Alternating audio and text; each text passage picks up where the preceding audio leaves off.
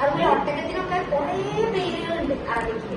വേറൊരു ലാംഗ്വേജിനും അത്ര കുറെ 50-ലും 100-ലൊന്നും വരെ പേര് ഒരു സംഭവത്തിനില്ലാലോ. അത് അറബിക് ലാംഗ്വേജിന്റെ മാത്രം ഒരു പ്രത്യേകതയാണ്. റിച്ച് വൊക്കാബുലറി എന്ന് പറയുന്നതാണ്. ഇപ്പൊ ഞാൻ സിംഹത്തിന്റെ മാത്രം എക്സാമ്പിൾ പറഞ്ഞാൽ പല കാര്യത്തിനും ഇതുപോലെ പല കുറെ അർത്ഥങ്ങളും ഒരു സന്ദർഭത്തിനനുസരിച്ചിട്ട് ഓരോ പേര് കൊടുക്കാനുള്ള ഒരു പദസമ്പത്ത് അറബിക് ലാംഗ്വേജിൽ ഉണ്ട് എന്നുള്ളതാണ് ഈ അറബിക്കിന്റെ ഏറ്റവും വലിയ ഒരു പ്രത്യേകത എന്ന് പറയുന്നത്.